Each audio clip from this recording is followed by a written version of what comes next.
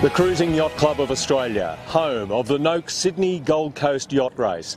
There's added excitement here this year as the popular journey from Sydney Harbour to the scenic Gold Coast returns for the first time in 3 years.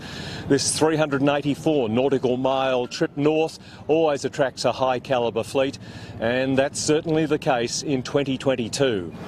Legendary 100-footers Andrew Comanche and Hamilton Island Wild Oats are back on the Australian racing scene. And the big winners from the 2021 Rolex Sydney Hobart are in. Blackjack, Disco Trooper Contender Sailcloth and Ichiban are racing. We've got interstate entrants from Queensland, Victoria, Western Australia and Tasmania. And for the first time, two-handed entrants are in the race, 11 of them in all. Multiple former winners like Hutzpah and White Bay Six Azuro, as well as legendary sailors and rookies right across the fleet. The battle to be crowned Audi Centre Sydney Blue Water Point Score champion also starts here. This is the first of 6 races in the series, culminating in the Rolex Sydney Hobart at the end of the year. It's going to be a tricky trip north, more so for some than others. A true test of tactical prowess and determination to get to the finish. Now, let's go to the action.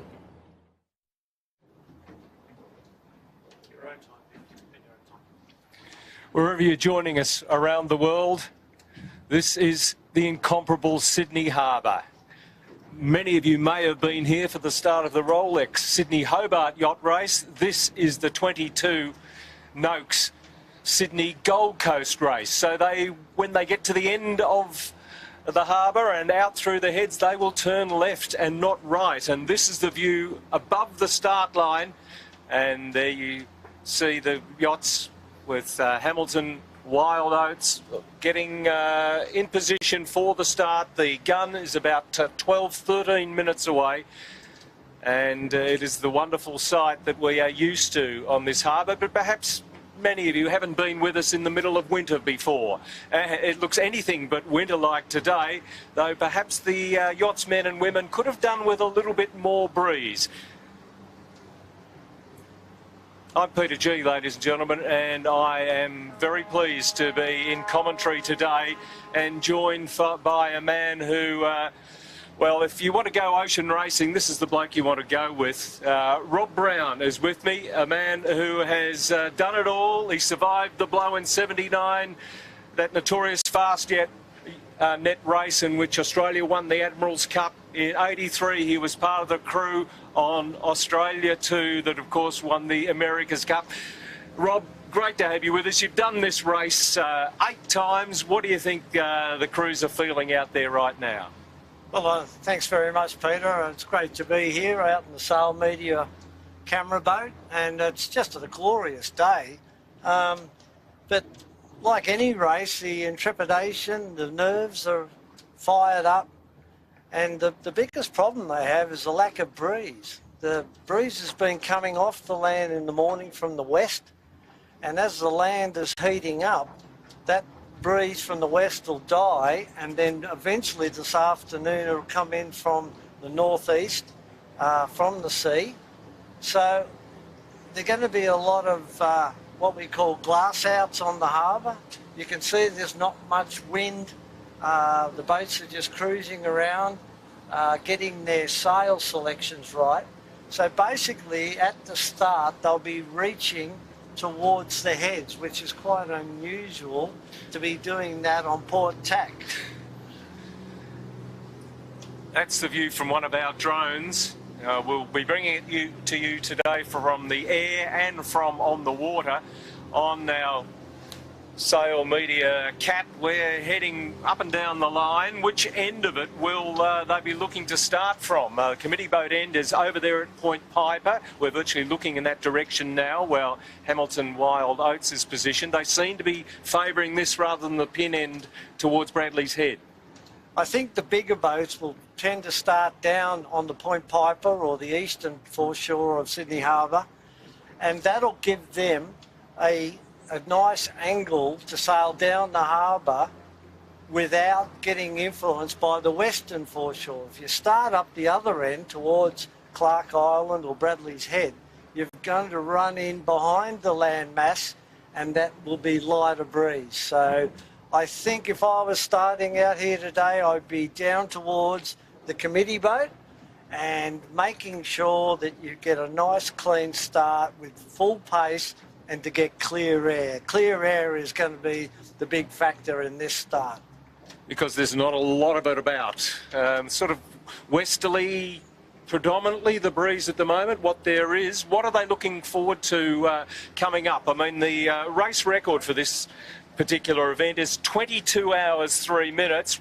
Let's just knock that head right now. That was in 2012, Wild Oats 11, average 17.5 knots. The pace this year might be more Rolex Sydney Hobart rather than Noakes Sydney Gold Coast. That's right, Peter. Yeah, look, tonight's going to be very challenging for them because the sea breeze will die down when the sun goes down, and the yachts have to go into the East Australian current, which is streaming down from Queensland all the way down to Tassie at sometimes up to 2 and 3 knots. And when you've got a light breeze, like we've got here today, with under 8 knots at the moment, you don't want to be out in that current. So you'll see most of the fleet will be hugging close to the eastern shore as they head their way up the New South Wales coast.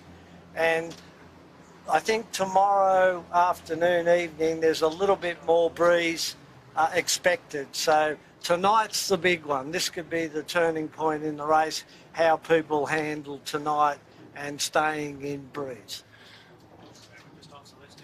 Celestial, of course, that battle with Ichiban right down to Tasmania in the Rolex Sydney Hobart at the end of last year had everyone captivated, and it was a controversial end to the race with Ichiban having won. Celestial back to do battle with Matt Allen's boat once again, even though Matt's not going to be on Ichiban today. Yeah, they'll be certainly out to just show how good they were. It was a very controversial protest that went in after the Hobart. They've got some great people on board. Charlie Wyatt from Queensland's on board. Albie Pratt from North Sails, he's looking after all the sails and making sure they got the right sail up at the right time.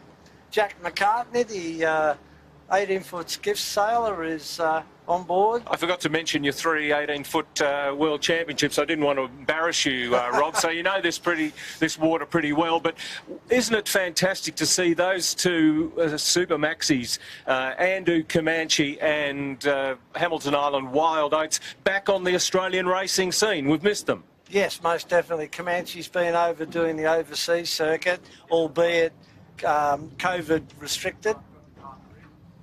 We've got a crew member up the rig on Andu, probably just checking halyards and sheaves at the top of the mast. But it is really good to see them. To have 3 100-footers at this start in a fleet of 62 is absolutely fantastic. That would rate anywhere around in the world. And these 3 are in the top echelon of maxi boats in the world. And the other one, of course, is Blackjack, the winner, line honours anyway, in the Sydney Hobart last year. So these 3 will go head-to-head down the harbour.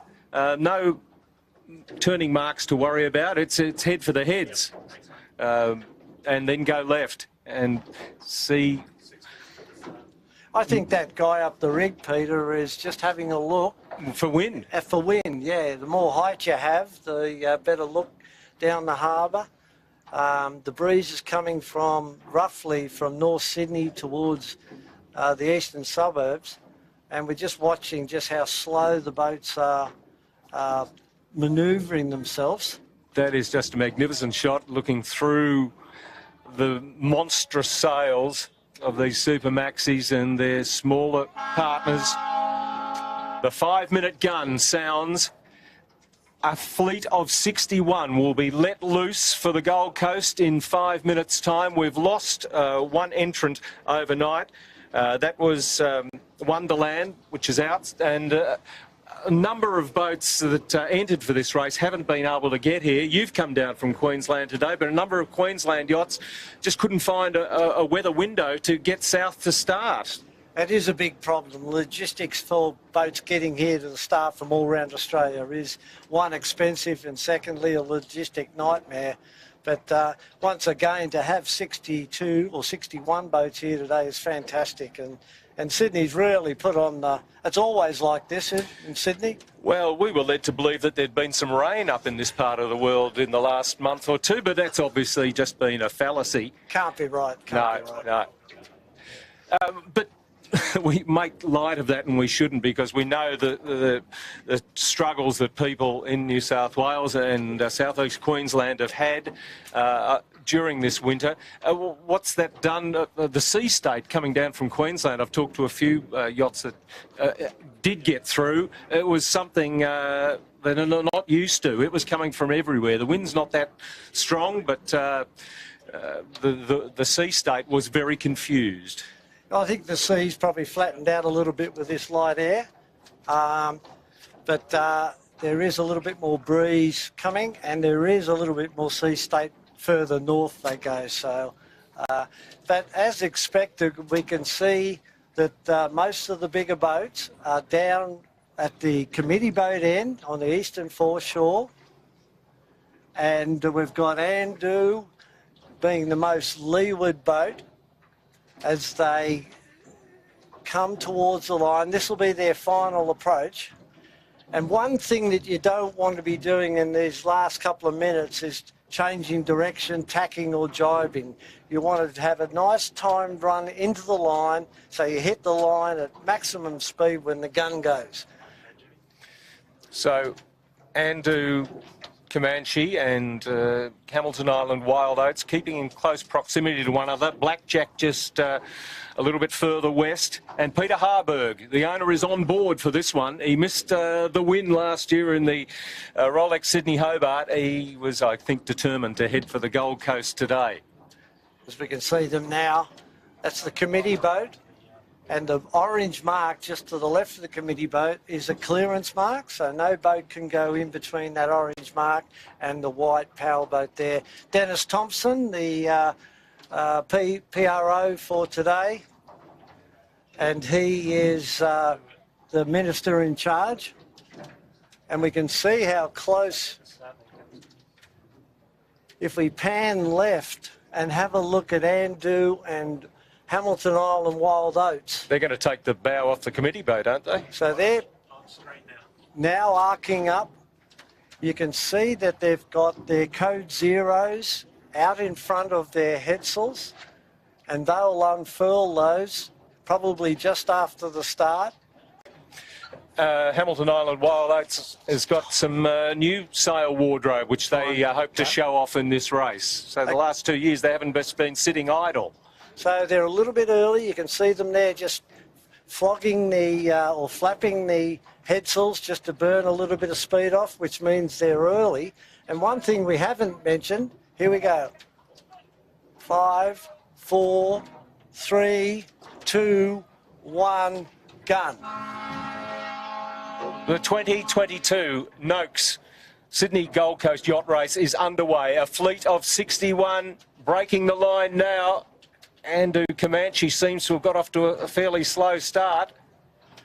Almost stalled on the buoy there just to the left of the committee boat. The big problem here, Peter, is that the current is running out and they're getting sucked down to that clearance mark and the committee boat. So that's why they've gone so high into the wind to try and avoid that. So we've got 1 minute. And Blackjack seems to be steaming through at about 20 metres to the port side of the rival Maxis. It's a traffic jam down here at the committee boat end of the line. So Blackjack has got the code zero unfurled. They're going to be the best of the 100-footers across the line here. Andu Comanche's unfurling its code zero, but she's almost going backwards. I don't know that I've seen the start to a major blue water classic when you've got 300-foot yachts where the littler boats who've gone up towards Bradley Head have kicked them at the start. You can see there down at the top of the screen, Blackjack is poking its nose out now. while Andoo and Hamilton Island wild oats are in very light conditions. And Blackjack is really up and running now. Mark Bradford at the helm, and they've stolen a 50-metre march on their big 100-foot rivals as we crank up our sail media cat to keep pace with them. And now she's spreading her wings, Blackjack. So Blackjack is similar hull shape to Hamilton Island wild oats, and they are around about 20 tonnes in weight, where Andoo Comanche, it weighs 30 tonnes, and in this light weather, Comanche is going to be a little bit more difficult to get up to speed. But Blackjack showing a clean pair of heels here as you can see the trimmer down there to leeward, just looking at the wool tufts on the sails. Got Mark Bradford on the helm. Well, you'd have to say that the points in terms of tactics have gone the way of Blackjack. Adam Beechel's got bragging rights over his brother Colin, who's working out the tactics on Andoo Comanche. So the Beechel brothers, how much rivalry is there in that family, Rob? Oh, none at all. We're on Andoo. Yeah.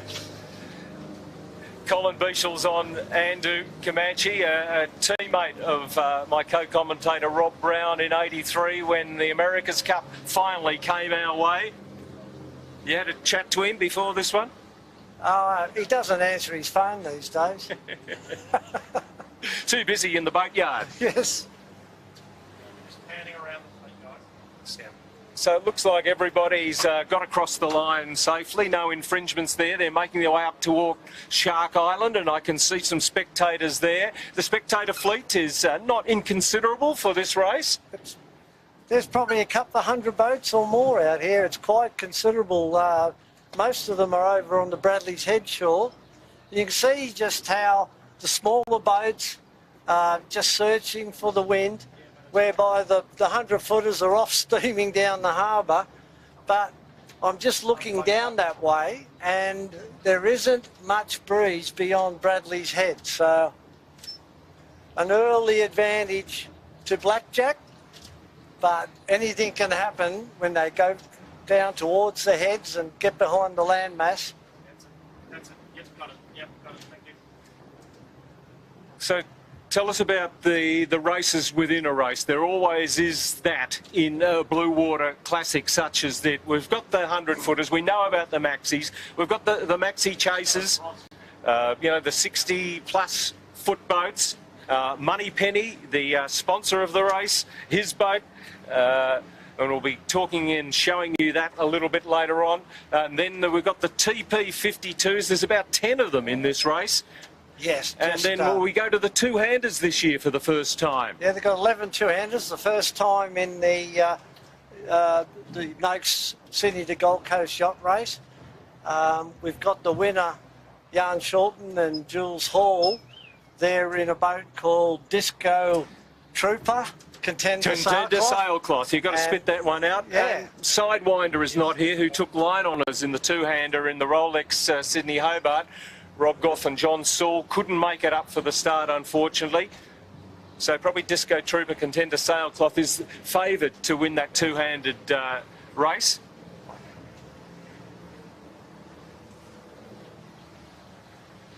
You notice now that most boats have just asymmetrical sails for reaching and running. They don't have any spinnaker poles. And this is because the boats are just lighter and can sail faster, sailing higher apparent wind angles. As we see what Hamilton Island Wild Oats really struggling to get clear air. He's got a number of smaller boats above him. Adrian Carlin is navigating. I spoke to her just before the race and she said that it's a navigator's nightmare, this race. Trying to pick the right course to take once they get out into the tricky conditions that they're going to experience going up the coast. Mark Richards on the helm, Rico, doing a great job. I spoke to him and he said it's just fantastic to get the team back together. And beside her is Moneypenny, the Rykel Pew 69. Sean Langman's boat, and wow, it's not really moving all that quickly at the moment. Yeah, Sean Langman is a fantastic supporter of sailing in Australia. He sails 18-foot skiffs. He's sponsoring this event. Noakes Boat Yard up there in Berries Bay does a fantastic job servicing the marine industry. And there's some prizes on offer, courtesy of Sean Langman. A getaway to the beautiful Huon River Estuary in Hobart.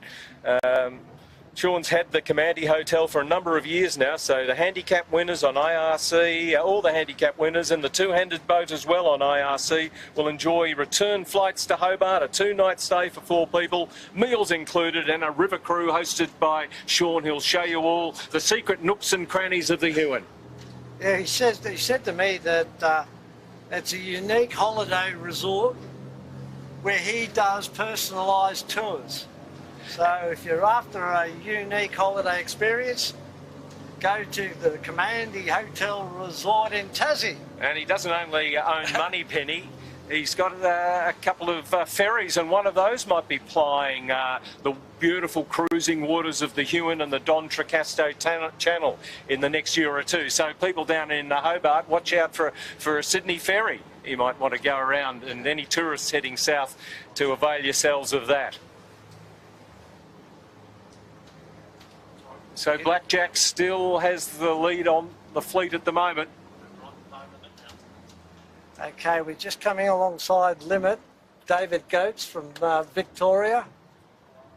No, Limit, one of the casualties in the Rolex Sydney Hobart last year, a crewman on board broke his arm, and on the rough count, I've got 13 yachts who had to withdraw from last year's Rolex Sydney Hobart, competing in the Noakes Sydney Gold Coast. So a bit of redemption, get underway in the middle of winter and have things really cooking through this Audi Sydney Centre Blue Water Point Score Series. 6 races in all, and this is the first of them, and culminates in the Rolex Sydney Hobart at the end of the year.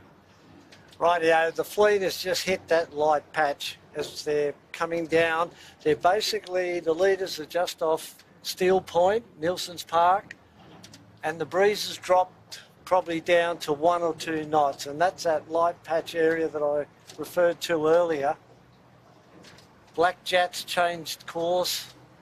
He's steering the boat a lot higher to keep the whatever breeze is going onto his sails, trying to increase the apparent wind. He doesn't really want to sail too high. And we've got Wild Oats there, got really blocked in at the start, and is still trying to sail through all these small boats. And there's Guelo there, another one that didn't make it to Hobart last year. It's taking ground, it would appear, out of Hamilton Island Wild Oats. Yeah, Guelo, he's been around a while. It's you know, Matt Donald and Chris Townsend owned the Guelo. They've got some really good people on board. Adam Barnes and Peter Merrington, who's the 2IC. We've got Nick Partridge, and also we've got Wade Morgan, who were in the Young Australia 2000 America's Cup campaign in New Zealand, which I was part of, with Jimmy Spithill. So these guys are doing a really nice job, but you can just look at the sail there, it's hardly filling. There's not enough wind pressure. What boat might be Enterprise Next Generation, the Western Australian entry, yes. The sole WA entry, not captained by J.T. Kirk, but Anthony Kirk, with a co-captain on board Enterprise Next Generation. So go the Trekkies. Okay, we can see now that Wild Oats is making a bit of a charge on the lead. Blackjack's probably about 3 400 metres ahead. And then we've got No Limit in second. And Andu, which is the closest boat down towards Nielsen Park, has hit a bit of a parking lot as Hamilton Island's just ghosting along very nicely and has got back up into third position. You can just see how big that Code Zero, that front sail, how much power you can generate with that. And Blackjack seems like she's lost that initial speed as well, but still has a good 100, 200 metres lead over the fleet. Just no wind at all, Peter, down there in front of Blackjack. You can just see how glassy it is down there, so it's not over at all. This race, anything can happen in these very light conditions. So once they finally get out of the heads, what sort of ETA are we looking at? You know, this can be a fast race. This year is not going to be one. So people up there at Southport and on the Gold Coast, it'll be a while before you'll be welcoming them into the Southport Yacht Club, I think. I don't think it'll be 22 hours somehow, Peter. That's as much as you're going to commit yourself, is it? We saw Zen just there. You mentioned Jan Scholten, one of the favourites to take the two-handed. Ruby Scholten, his daughter on board Zen, which always has a real commitment to young women in sailing. Very well won program. There's Patrice with Tony Kirby, Cruising Yacht Club of Australia. He's been around a while, Tony, with all his famous Patrice. And you can just see these big wide boats, how in the light air, they just don't heel with the pressure of the wind. So they've got a hell of a lot of wetted surface area, so that makes them slower. There's taking a look at one of the two-handers there, Shearwater. That's Guido Bongiorno. And Christopher Cook. So they'll be doing everything, those two on the boat. They'll be cook and skipper. I hope they've got enough food on board to get them to the Gold Coast, and they're virtually stalled at the moment. Guido has been a great supporter of the yachting world over the years. He had a very successful campaign in the far 40s, winning the World Championships. And here he is out in a beautiful yacht. And only two people on board. You'd want to get on, wouldn't you? And in this race, eligible to win line honours and overall handicap, which wasn't the case in the Rolex Sydney Hobart. So, wow, wouldn't that be tray embarrassment for the big boats? They should be beaten to Southport by one of these two-handed yachts, but they'll be right in it for handicap for sure. Just going over to these guys over here.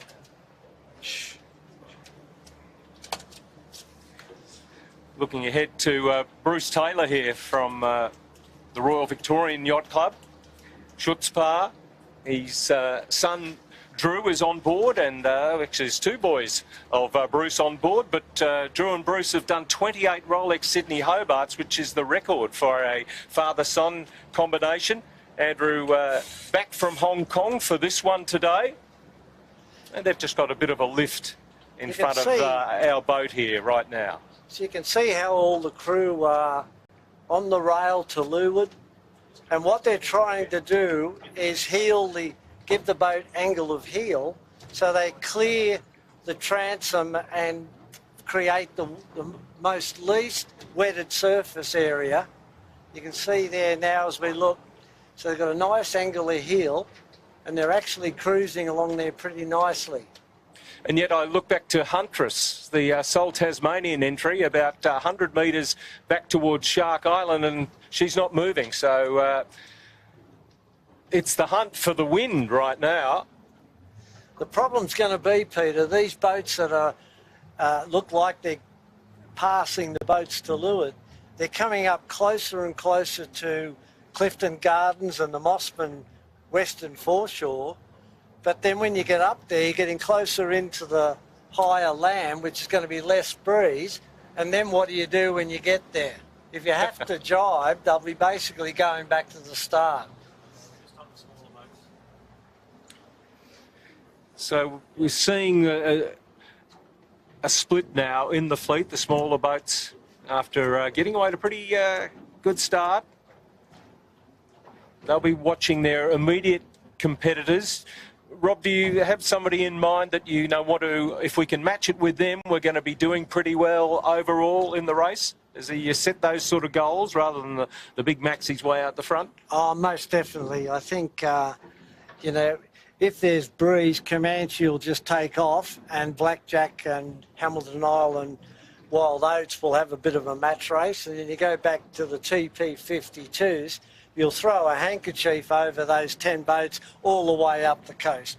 And then your 60s to 70 footers, your Money Penny, No Limit, those sort of boats, they'll be racing each other. But it's not like a Hobart race where you can go and chase wind and have a few options. You've got to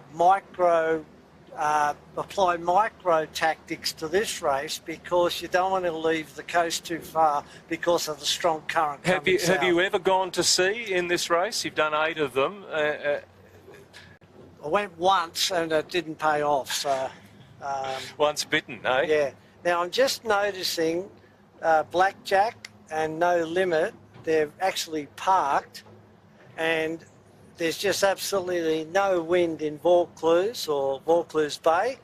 But looking down towards the heads, I can see just a little dark patch on the water, and it could actually be the introduction of the sea breeze, which is coming basically from the opposite direction what it is at the moment.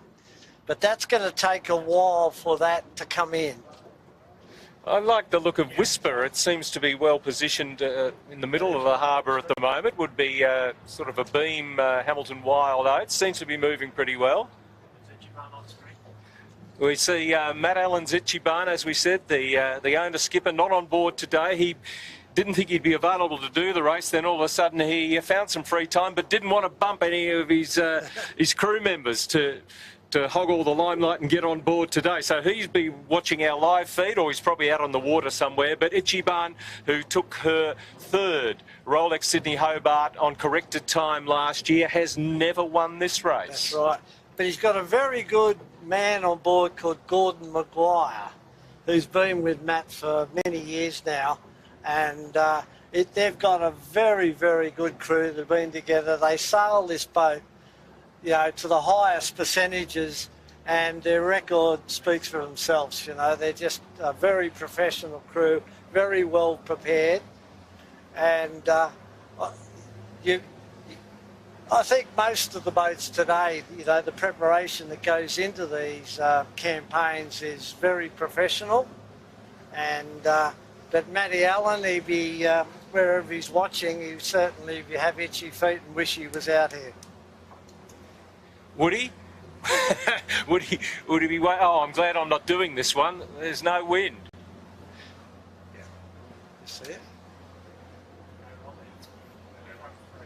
Ah, yeah. It's going to be so tactical. Who, you know, you got the tactician, you got the navigator. You know, I guess looking for the work they're going to have to do going up the east coast of Australia. But in the harbour, those two normally work so hard as they probably will be now? Yeah, I think the tactician, obviously, in the harbour plays an important part. When they get offshore, the foredeck and the sail handlers are going to be working overtime. They're going to do 50 or 60 sail changes in the next couple of days. They won't have much sleep. As we're just coming alongside here, looking at Hamilton Island Wild Oats. I don't think Mark Richards would be barking orders, would he? Like we have seen from time to time, would he? Yeah, he'd be yelling and screaming at them like he normally does. But they would have been expecting this. I mean, they all wanted to start yesterday because we did have some breeze. That, of course, couldn't have happened. But we've got Josh Whittaker there with his hand on the winch. He's doing the trimming. Mark Richards kneeling on the leeward gunwale there, and just in front of Mark is Adrian Carlin, and they've just hit the wall as well as we look at Adrian's the got aerial a head down looking into her laptop. That's the navigator on board here. You were telling us before we came on air about her proficiency on the 18-foot skiff. She left you unbelievable. in the water one year. Yeah, Adrian Carlin, one of the best female sailors in the world, still holds the record for the fastest woman to sail around the world on a catamaran. But Adrian used to sail 18s against me and Ian Murray and Peter Sorensen, and there was one race where we all came to grief in a strong day, capsized, broken gear, and Adrian was the only boat to finish in a boat called El Bachet. So Adrian's a great lady. You're not saying she's the Steve Bradbury of 18-footers, eh? No. She used to mix it up, I can tell you. But one of the best competitors I've seen. And we can see Blackjack. They've got the Code Zero semi-furled, but absolutely no air in the sails whatsoever. They're just hanging down limp. And they're just off Vaucluse. You can see Watson's Bay Hotel in the distance. That wouldn't be bad for lunch, would it, Peter and James? That would be. Well, no Hetzel at all on Andu Comanche right now. Talking about 18-footers, they're well represented on that boat with Sevi Jarvin and John Winning Jr. Yes. Not to mention Matt Stenter. Now, Blackjack has just tacked. And I mentioned earlier about that little bit of a dark patch down by their heads. They have sensed that the breeze is now coming out of Vaucluse Bay, and they've just hit the header again.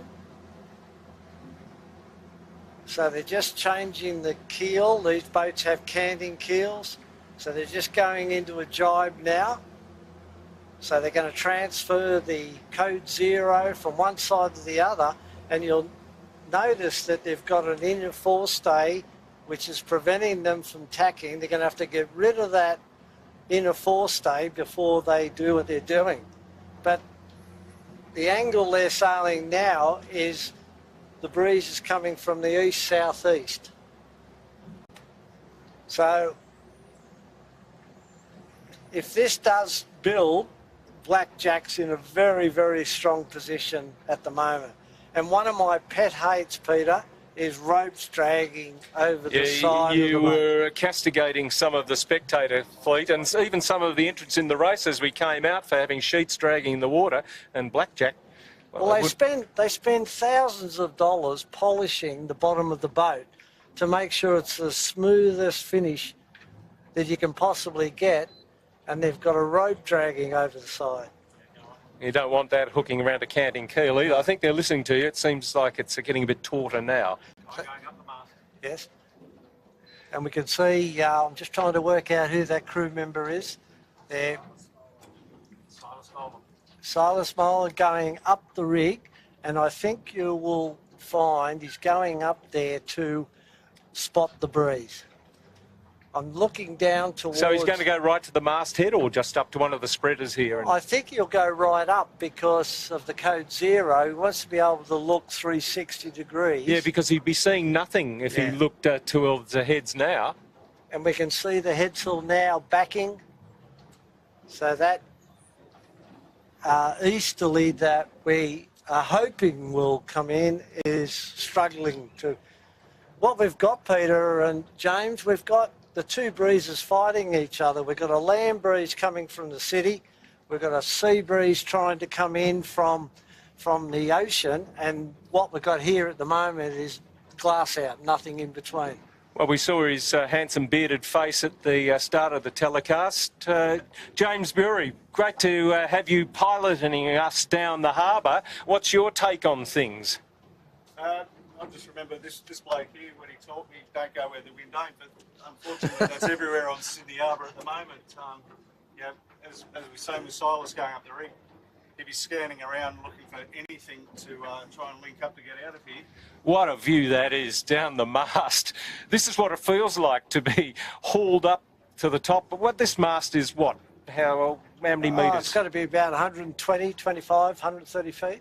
Feet, yeah. I thought you were going to say metres for a second, and I got very scared for him. Yeah. But Silas... He's just popping the battens there. Yes. Giving a bit of... Okay, what? So pushing that batten back they'll try to get some wind, just to give the correct shape for the sail. Well, just watch him here, James. He'll get to that top spreader and he'll put his foot out and kick that white stripe, and that batten holds the leach of the sail out. He's just getting there now. This is the There sort he of goes, view... standing on the batten, bang. There we go. And don't put a hole through it. This is through the mainsail. This is the sort of view we've really only recently been able to see in blue water ocean racing, with the drones able to go into mast height. It's totally incredible. The chopper would never get here. Look, you can see the Windex on top of the rig. If the drone can just go back over, you can see that the pointer is going around in 360 degrees. So that just shows you that the wind is everywhere. So the diagnostics down in the cockpit are not really helping you too much. No. Except I think a few of the crew might be eyeing off Watto Bay pub for lunch, maybe. so we've been going for half an hour, and we are a long way from clearing the heads. We're probably only halfway at this stage. Just halfway. Yeah. But Blackjack's still maintaining its break over Hamilton Island Wild Oats, who's in the middle of the course, and then Andu Comanche again is stalled back behind, but they're not Robinson Crusoe there. If you look back at the top of the screen, you can see Andu Comanche. That boat is 10 tonne heavier than Blackjack and Hamilton Island Wild Oats, and it's a lot beamier, and when there's no pressure in the sails, the boat doesn't heel. So what you've got this wide, flat section of the boat stuck in the water, and that's why it's struggling in these conditions. This is a boat that went for 24 hours, 620 nautical miles, averaging 25.8 knots. It is still the world record. That was in 2015. Wild Oats 11, which owns this race record, she averaged 17.5 back in 2012. So that's how fast the potential of Andu Comanche is, but that potential is not going to be anywhere near reached in this race. But once that boat does get breeze, it just takes off. It goes to a certain point, probably about 25, 30 degrees of angle of heel when it's fully pressured up. The canting keel comes out to windward and the boat just smokes. It's just one of the most amazing things to see Andu Comanche in full flight. But at the moment, everyone's up on the bowsprit, trying to keep the weight forward. So even on a 100-foot boat, 30-metre boat, they're very sensitive to crew weight, and they've got all the spare crew that aren't actively involved at this moment right up the front of the boat to try and clear the transom out of the water to lessen the wetted surface area. And we can see the rudders sitting proud out of the water at the moment, and that man is still up the mast on the... Maybe they've forgotten about him. Yeah, he might go all the way to Southport up there. They've got one of the best navigators in the world on board Andu, Will Oxley, world-renowned, a very, very capable navigator. Sven Bruno's in the bow. We've got Colin Bieshel. He's doing the tactics, good old Bieshel. Richie Allenson's on the mainsail, former North Sails employee. There's Bieshel, if we're on board, Bieshel there with the cap at the second from the back. Sevi Jarvan, 18-foot skiff, world champion, record holder, 8 times. I remember when she set the race record, or maybe when she took line on us the last time in the Rolex Sydney Hobart, she came right in front of my house at Taroona in Hobart, and what a sight in the twilight she was. We just see how wide it is compared to Wild Oats and Blackjack there. I think two of them side by side in the same. Yeah. Comanche. I think you know, Blackjack and Hamilton Island Wild Oats are around about 6 metres in beam. This is nearly 12, so it's nearly double the width of the boat. And as you can see, the transom in the water, it's probably got 2 to 3 times more area in the water than Blackjack and the narrower Wild Oats Hamilton Island. And at the moment, it's a battle of the 007s. We've got Andu Comanche and just to the north, about 50 metres. We're looking at, we've got an orange, red, yellow navigation buoy right in front of Andu Comanche here. We've got Moneypenny. Also got the 007 number on the bow. Sean Langman, our race sponsor. You can see there on the boom, Commandy, I think it is, River Destination. Yeah, there's one in Hunters Hill, Commandy Hotel. Not a patch on this one, not on in the beautiful Huon Valley. A special shout out to people who might be watching us at the Sydney International Boat Show right now. I hope you're enjoying it there in front of the big screen in the Harbour Lounge. There's probably a few that are out here on the water envying you where you're watching the race from right now. I hope you didn't have any problems getting through the champagne at the start of the day, and you're looking forward to the red and then the whiskey to finish off the afternoon.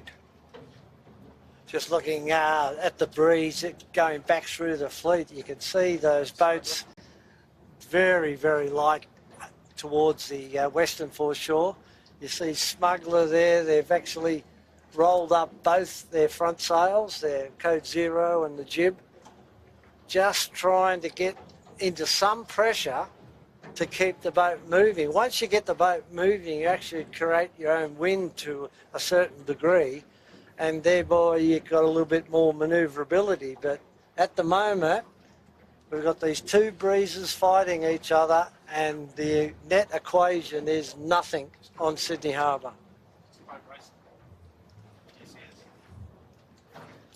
One of the two-handers, Rum Chaser. We've got two rum-related entries in the two-handed races this year.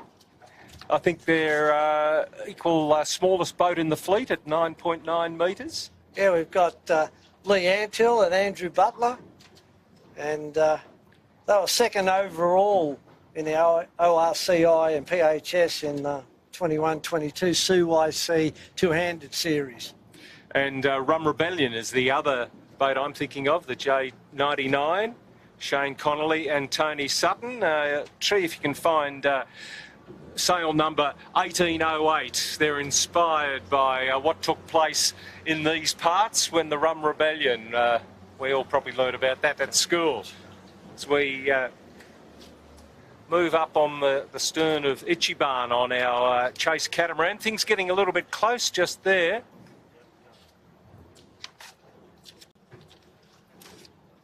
All eyes forward, trying to find some discoloration in the water that might indicate there's a little bit more breeze there, but I think anywhere is as good as anywhere else right now.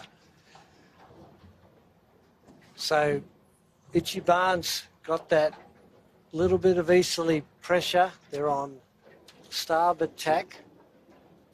Same deal, you can see the crew are forward and to leeward.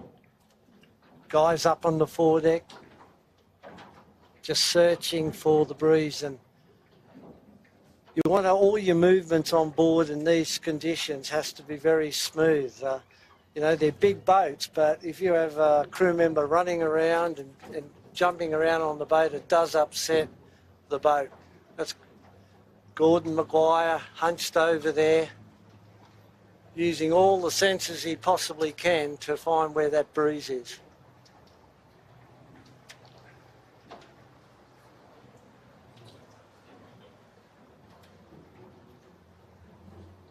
Here we've got Enterprise.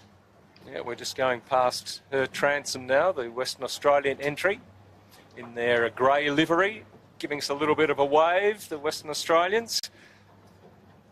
Come the furthest of anyone for this race this year. Big exercise, isn't it, to get the boats over here?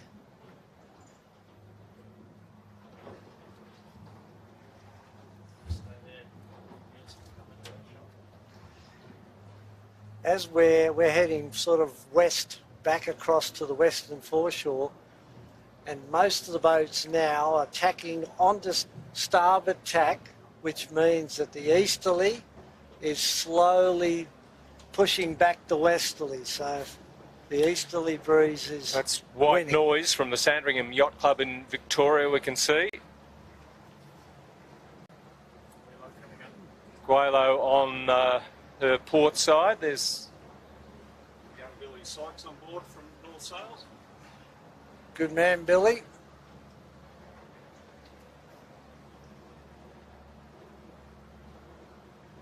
Patrice, one.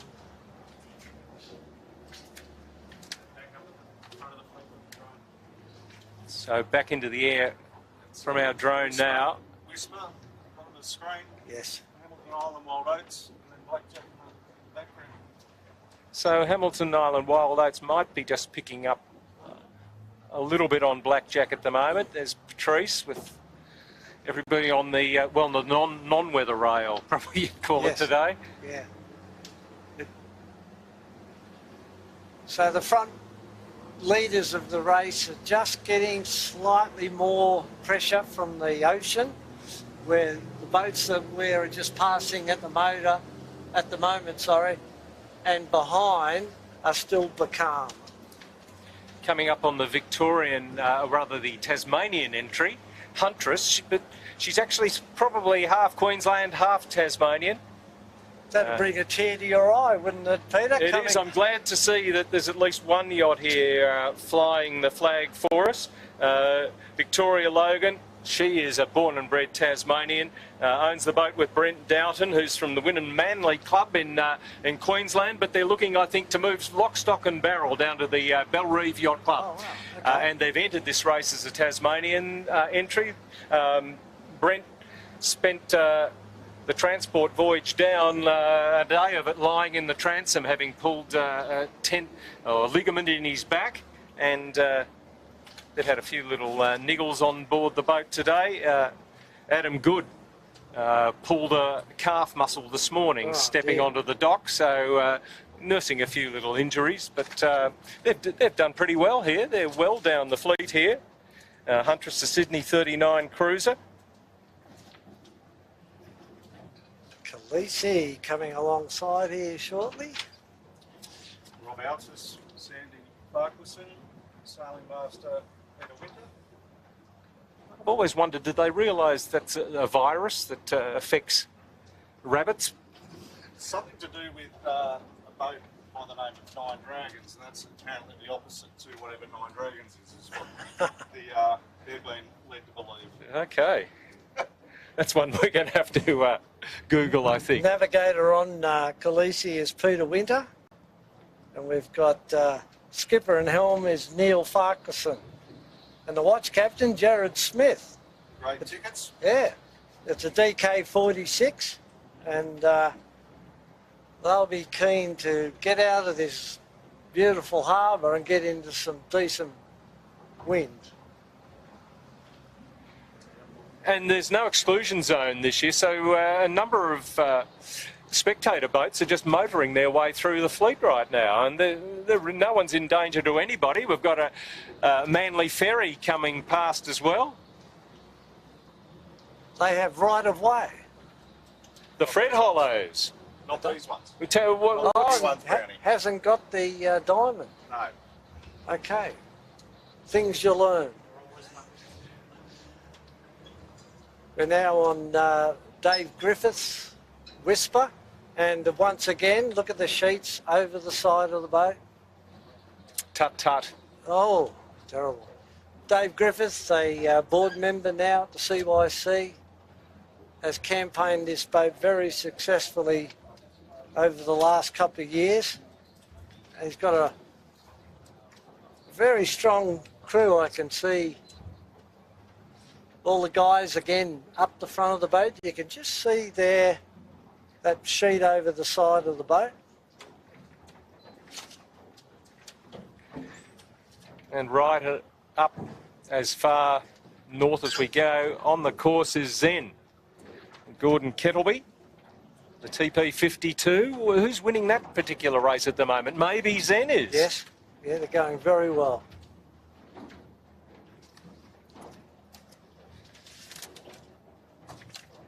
Unfortunately retired in last year's Rolex Sydney Hobart due to a crew injury, but they weren't alone in that regard.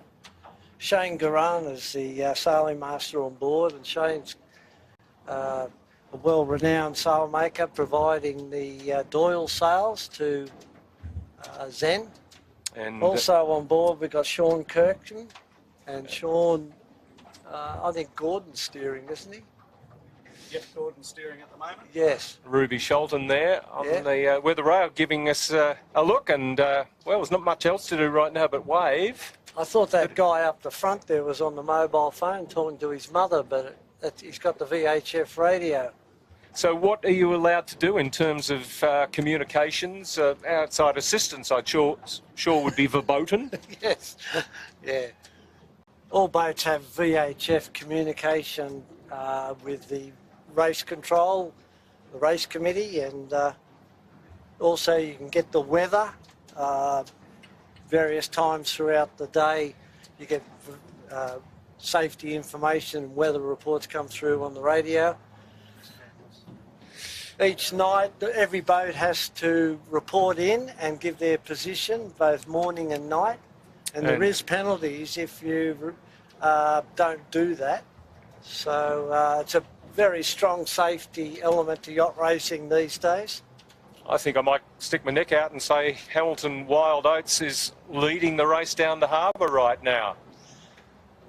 Just seems, yeah, there's some very small craft that are having to slow down to try and keep the same speed, but might have just edged in front of Blackjack to starboard. There you see these two that they went neck and neck. I think it was the second last edition of this race, and there was only, I think, 2 minutes separating them when they got to Southport, so it could be on again between these two this year. Okay, got a beautiful shot here of Sydney Heads. The closest landmass is South Head, and you can just see the different coloured darker patches on the water, and that is wind. And even though Hamilton Island Wild Oats seems to be ahead of Blackjack, they still have to tack to get around and out through the heads. And so that puts Blackjack in a better position. Yes, but it all depends how effective Blackjack is going through the lighter air up against South Head. At the present moment, Wild Oats has more pressure, is going faster because he's getting the breeze, whereas Blackjack is closer to the shore and it's land affected. And this is... That's in the foreground, the top of the mainsail of Hamilton Island Wild Oats, and then Blackjack.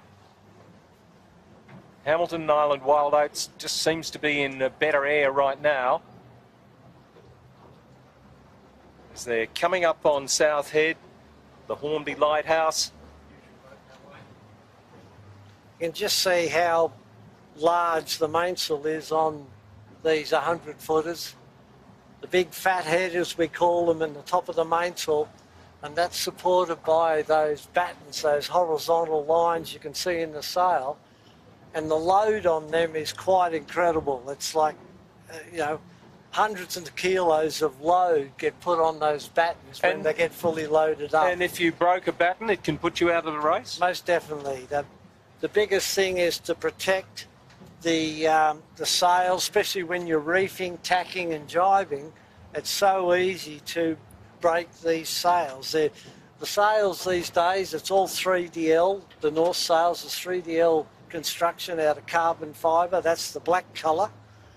And the engineering that's gone on over the last few years is incredible. The mainsail that they've got up there now is 100 kilos lighter than the one they had 2 years ago. And that is the development using scientific modelling in the sail cloth construction in America. Okay, if somebody's listening and think, I'm going to get one of those, how deep has their pocket got to be? Pretty deep, I think. You're not even going to hazard a guess? Thousands and thousands of dollars. Probably, I wouldn't even have a guess. Okay, I'm looking at the water. I'm looking at Hamilton Island and Wild Oats, and they are moving in this easterly. James, what do you reckon? Is a little bit further around than east? Probably touching a little bit of, got a little bit of north in it? Probably, I think it's bang on east at the moment, with a little bit, probably flicking north, looking at the crane sitting up here at South Head. They tend to swing to face into the breeze. It's sort of like a wind blade. So that helps you. Wind up blackjack. So blackjack there still hasn't got the pressure the Wild Oats Hamilton Island has. Just watch the signal. James, what sort of distance are we from officially clearing the heads? Less than a mile. So, this is the hard part. There's a little bit of seaway rolling in, which won't affect the 100-footers too much, but the smaller ones hopefully get a bit more breeze, and that'll help them out the heads. There's a couple of Wild Oats, Hamilton Island Wild Oats, sorry. They've stepped out nicely from the rest of the fleet, so it hasn't filtered down past Sound Pigs in the harbour. That's the reef, which is away to the northern side of the harbour. Zen was out near it before and probably still leading the 52-foot race. But these two Supermaxes, as you'd expect, even in these light airs, have pulled away a little bit now from the fleet, and Andrew Comanche is maybe in third place on the water, and she'll be dying to get out here as we just make our way around this navigation beacon. We can see here, Peter, just the difference that Wild Oats has done, being in more pressure down to leeward. Wild Oats is... How far till they'll tack, do you think? Oh, they'll go across probably another half mile at least, I'd say. So probably 5 or 10 minutes before they tack, unless the breeze keeps going round to the left and comes in more from the north. Soon as they can lay out through the middle of the heads, they'll tack. And as we speak... That was a short half mile, but... Well, there you go. And you're noticing that they have to furl the jib up before they tack to get it round that forestay, because the headsail, or the blade as they're calling this one, is right out in the end of the prodder. So they've got to take that sail right round the front of the boat, so they roll it up on the roller furler and then deploy it again on the new tack. That furler, is that manually operated? Or? Yes. Yes. And it's happening with Blackjack as we speak as well. Well, Blackjack's actually becalmed. He's very close to this southern south head. Wild Oats, I'm just looking back, he has tacked, but he's very, very slow. So that's Mark Richards would have called the shots there. Right, let's go about, fellas. And Andrew Comanche, we'd think that it's making up some ground on Blackjack right now, but it's still, it'd be 500 metres back down the raceway. And having to sail through this light patch under South Reef. So we've got Blackjack just unfurling their code 0. They've still got crew member up on that top spreader, spotting the breeze. They do have communication back down to the crew on board, so he'd be relaying what he's seeing from up there. There's Comanche trying to keep some air in that headsail as well. And then you just see all the smaller boats behind, how, you know, they're just parked because the breeze is not on the water. It's, if anything, up high, probably 100, 200 feet above the water. There's probably a little bit more breeze. So the smaller boats, they take a lot longer to get that wind that these bigger boats are enjoying.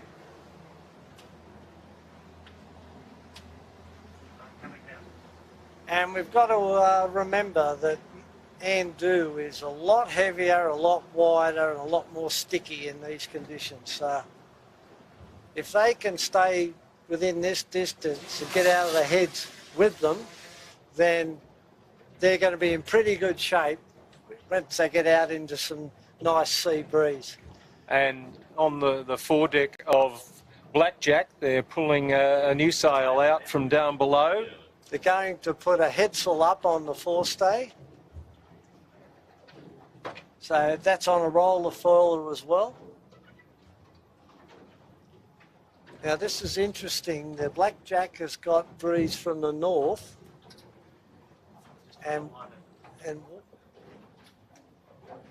but still very light. We're looking at 1 or 2 knots max.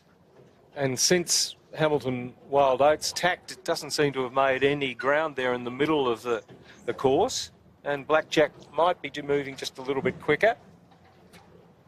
It's going to be a near-run thing for the bragging rights out through the heads, but that could still be 20 minutes away, the way things are looking right now.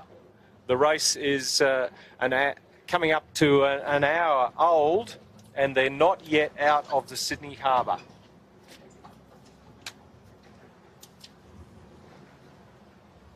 Just going to try and line up Blackjack with Wild Oats in the background here, Rob, just to, yes, for the angle things that they're doing.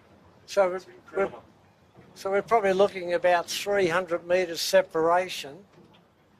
At this point in time, Blackjack is not clearing South Reef.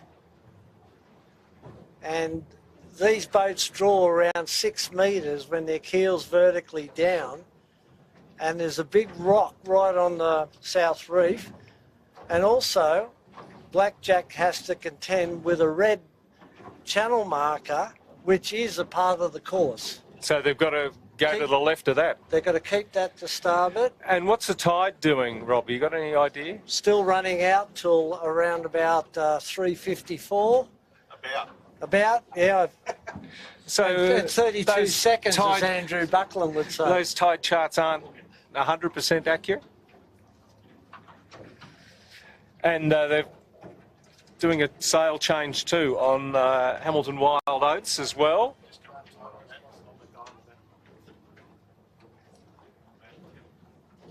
And here we are on the bow of Blackjack. Line honours winner in last year's Rolex Sydney Hobart. Going head to head with Hamilton Island Wild Oats. And that probably will be the way all up the coast of New South Wales. Where do you reckon they might get to tonight, Rob? They might be going to the Royal Motor Yacht Club at Pittwater or Royal Prince Alfred for dinner. Yes, Manly's just up ahead there. That might be a little bit tempting as well.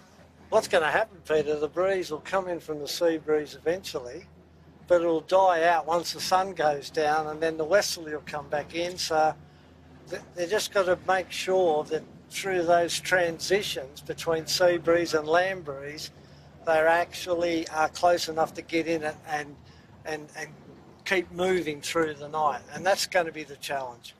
I read into a crew woman on board Frantic, Jane Roberts, who just flown in from Queensland yesterday at the CYC. She was checking that her name had gone up on the honour board there as having done her 10th Rolex Sydney Hobart. And of course, if the signwriters had done their job, that was at 2019. She's doing her 10th Noakes Sydney Gold Coast race, but she was saying that she's going to have double thermals on because when you get out here, people think, oh, we're going to the Gold Coast, it's going to be a nice warm evening. It will be cold Very out chilly. there in the breeze tonight. They'll have all their thermals on tonight.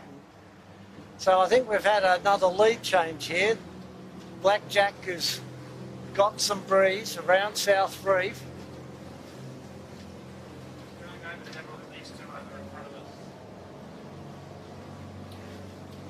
So on screen, you've got Zen and Whisper. Yeah, that's a really good battle. I'm just looking at the screen here on board the Sail Media boat, and the water temperature at the moment is 16.2 degrees. And, Balmy, beautiful. I've yeah. been swimming in 10 the last few weeks down in Tassie. You got rocks in your head. I went up to Gold Coast to watch the mighty Caps play a few years back, and I was the only person swimming in the Gold Coast. I'll be back up there in a few weeks as well. But, gee, I hope all the yachts have got in by then.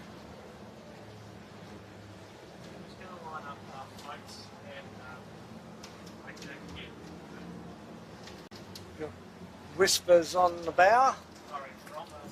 Back to Hamilton Island Wild Oats, and you can just see the difference between them and Blackjack at the top of your screen, right hand top.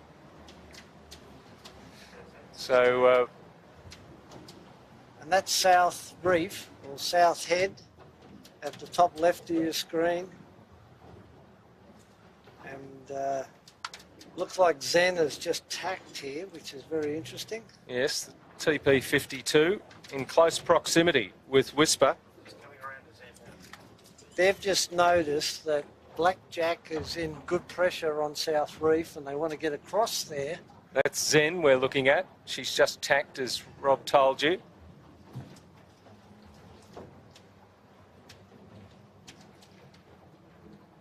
And She's almost pointing back up the harbour right now. And all that work they've done, they're just seeing all the boats on the other side of the harbour potentially just going to pass them. And that's the frustration of our sport. Don't get where the wind ain't. And that is a task and a half to date. Do you make your mind up and stick to it in these conditions? Don't try and second guess, or can't you afford to do that? I think it's head out of the boat. You've got to just deal with what you can see. Forget your instruments. Just feel it on your face, feel it on your ears, and go with your gut feeling. I think instruments tell you what has happened. So Whisper here has got about 100 metres now on Zen, and they were right together before Zen tacked, but she could reap the rewards. This is a JV 62. David Griffith, the owner and skipper. David Dixon is the navigator. Grant Simmer and Michael Coxon on board, and renamed Whisper in November 2020 following a major refit, including a deeper and lighter fabricated hollow steel fin and reduced bulb. Dollars. So how light can you go with the keel? Well, I think the whole secret of what's going on in yacht design and development over the last 10 years is to make the rig and sails as light as possible so you can increase your riding moment to keep the boat upright when you're fully pressured up. And you might see that blue sail bag. There's somebody having a kip in that right now. He's getting a rest while he can. He won't get much So he sleep might in this on race. watch tonight. Most definitely. They'll be doing heaps of sail changes. And there's the magnificent North Head to the left of screen and South Reef to the right. And Blackjack has reassumed the lead of this race with the breeze. James heading back to the right a little bit more. Race is 1 hour old, and it's probably back to the way it was straight after the gun, that Blackjack is leading the Super Maxi race to the heads. But there's nothing in it. How often do you get out here at the heads? There's a bit of a swell coming in, but it looks champagne sailing there if we had a bit of wind. One of the features of this race is all the whales that are coming up from Antarctica this time of year headed towards Hamilton Island. They're Where out some there. of these yachts are as well. This is Exactly. a good journey for a lot of these, heading up to Hamilton Island Race Week, which is, what, a couple of weeks after they'll get to Southport. And there's another race that goes further north too. Yeah, you've got the Brisbane to Gladstone, and then the Gladstone to Airlie Beach, and then Airlie Beach Race Week, which is just on before Hamilton Island, which starts on the 21st of August. A big calendar for a lot of these people heading north. But the important point, what I was trying to say, was the whales, the years that I actually won this race back in 2002 on Hollywood Boulevard with Ray Roberts. It was a very slow race, downwind running all the way, and each day we popped up alongside this whale, and it was the same whale. And I thought about this a little bit, and I've worked out that if you're near the whales, you're actually in the least current going north, and we won that race that year. And Wow. It just so happened that we were alongside this same whale for 3 days. Because sailing and whales don't go together normally. No, you try and avoid them, and we did, but this whale happened to be taking the same course we were, and it worked out very well, sailing in least current. So Did you dub him a name or her? whale meet again. Matt Coleman. Isn't that what you named it? Maddie, God bless Maddie. Come on, explain that to us non-yachties. Maddie Coleman was my magnificent sheet hand on my 18-footers. We won a few world titles and Grand Prix together, and Maddie has the problem, if he looks at a hamburger, he puts on kilos just looking at them. Sorry, Matt. Lovely guy, though. Terrific bloke. And he's usually driving a boat out here, James, isn't he? When Hobart starts? We bring him in for a lot of our second boat operations in Yeah. the Sail Media. Yeah. We work a lot with Matty. So. James, I must say this boat is very impressive, and just for the viewers, this boat is set up with all the best cameras. We've got a, what's the name of the camera on top? It's a gyro stabilising camera, 360. It's got a big stabilising plate underneath it, so the images you're seeing off here, like we're going, oh, it's rough, you'll just be seeing a nice, smooth Yeah, shot. the gyro. incredible. Incredible, aren't they? And how many cameras is Chit's wrangling back there, our director, today? So you've got 3 today. So we've got the drone shot, you've obviously got the mug shot of us 3, and then the main camera. Which, thankfully, he hasn't cut up too often, I might say. And we're looking at 3 monitors. We've all got a monitor here, and the drone footage is just unbelievable. I think it's the biggest development in yacht racing coverage, and it just really shows the boats at angles that you'd never ever see before. Without affecting the racing yachts. Exactly. You know, the helicopters get in there and all the downwash, but well done to the guys on board here. They're doing a fantastic job. And there's some white water as this swell, the slop out here at the heads is banging into North Head. The last time I was... Calm day out here. Yeah, well, the last time I was out here in a catamaran was the 1988 Rolex Sydney Hobart, and I was not feeling very well right now. As Keith Williams' flagship from Hamilton Island was our radio relay ship. Oh, that wow. The Achilles 2. Yes. I never want to get it on it again. I blame the boat. Must have been the soup you had the night before. Yeah. I came good in Shooting Passage, which is down off Maria Island, about 3 days' journey south. So there we go. So perhaps Hamilton Island Wild Oats is back in front, Yes. just in the foreground here. She's closer to North Head than Blackjack. I think, well, Hamilton Island Wild Oats may have to put a tackle on it to get quite clear the headland there. And we've seen every time a boat tacks, they just stop dead. Yeah. And when they do tack onto Port Tack, they're going to be into this head sea at 90 degrees to them, so they're going to be pitching and finding it very hard to build speed. So there is a bit of swell here. It's not as flat as it looks on the screen. There's that man still up the mast on the last spreader on Blackjack. How far would he be swaying around up there at the top of the mast? Looks like he's having fun. It's not Andrew. There's Andrew on screen, who probably just passing Sound Peak Reef just on near Camp Cove there. Yes, and the rest of the fleet filtering back into the harbour. There's boats still back at Clifton Gardens and Nielsen Park, so they're going to be a fair while before they clear the heads. We might be able to double down and run some pizzas back out from CYCA, deliver them to the boys for dinner for tonight. See if we can get that changed to the sailing instructions. Well, actually, that's not as crazy as it sounds. Jane Roberts was telling me one of her jobs yesterday was to make sure they had extra food on board the boat because this is going to be a slow race, and so they didn't want people running out of energy before they got to Southport. Yeah. It's one of the things which is a problem with trying to handicap different sized boats in a race like this. And people say that the bigger boats have got an advantage because they get there quicker. They may have more people, but they don't have to take as much food and water. And also, you have the tiredness, fatigue factor coming in for the smaller boats. They're out on the water for 4 or 5 days sometimes. So that isn't taken into consideration with the handicapping system. So that factor of how much food, water, etc. you take on board obviously is a big factor.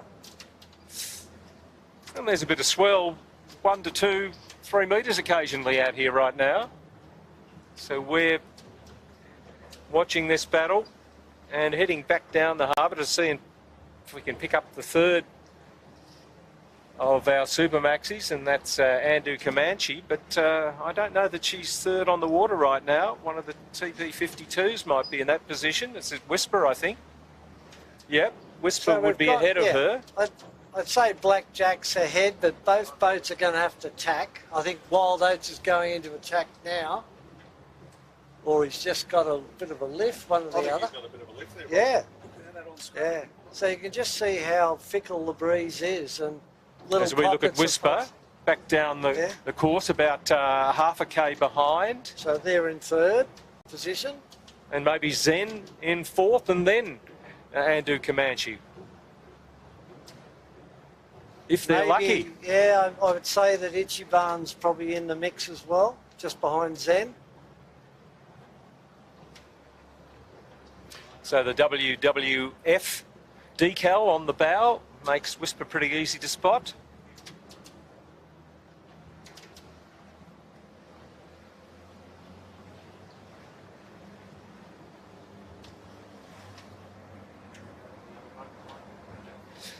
So this race is 384 nautical miles in distance. The Rolex Sydney Hobart is 630, but similar race times this year, I would think.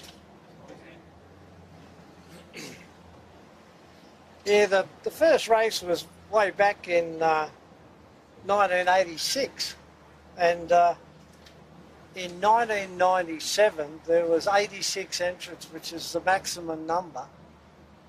So it's been going a while, and it's just grown in perspective, this race. I think it was once upon a time considered something to do in winter time, but now it's a major race on the calendar. And I think given, COVID and an absence from the calendar for 3 years, 61's not a bad fleet. Yeah, very good. And this is actually the first stage of the Audi Centre Blue Water point score. The other races coming up after this is the Flinders Island race, that's in September, and we've got the Tollgate Island race in October, Bird Island going up to Newcastle in November, Cabbage Tree in December, and then obviously the last one of the series is the Rolex Sydney to Hobart. And the points are weighted. So the Rolex Sydney Hobart would be the big one to win. But how sought after is that point score victory? Oh, very much so. It's like the national championships for IRC, ORC and PHS. They're all hotly contested. And it's really good because we get to see a lot of the other yacht clubs and around the place.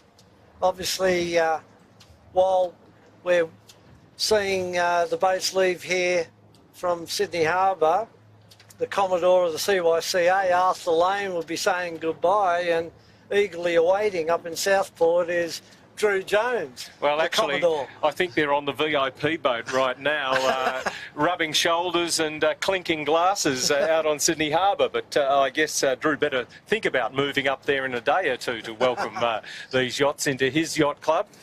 So they finish off the breakwater there at Main Beach.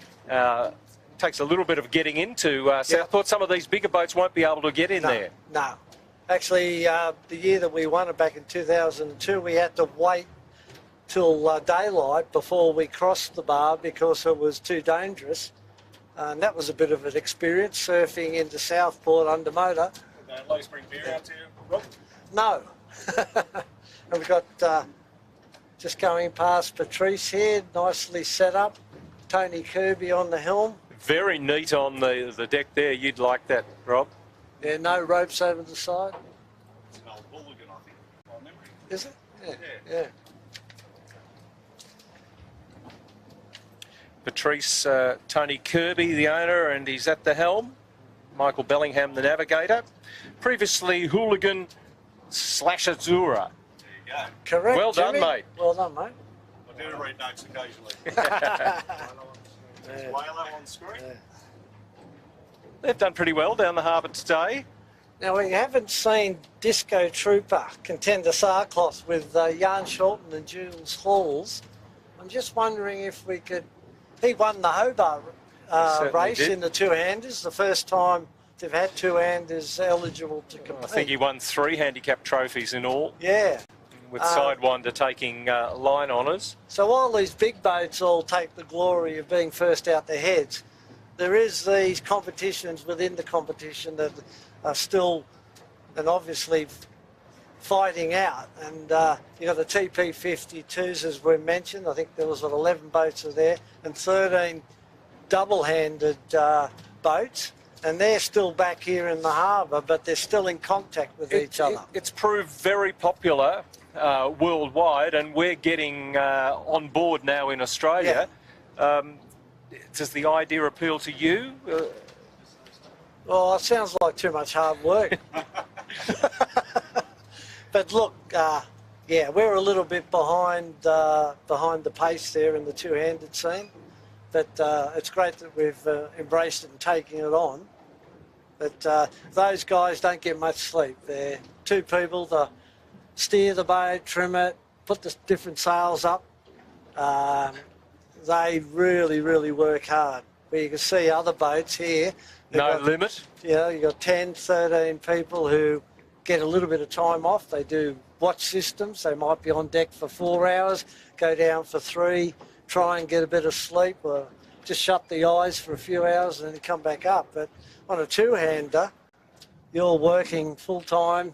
You might get a little bit of sleep on and off, but I take my hat off to them.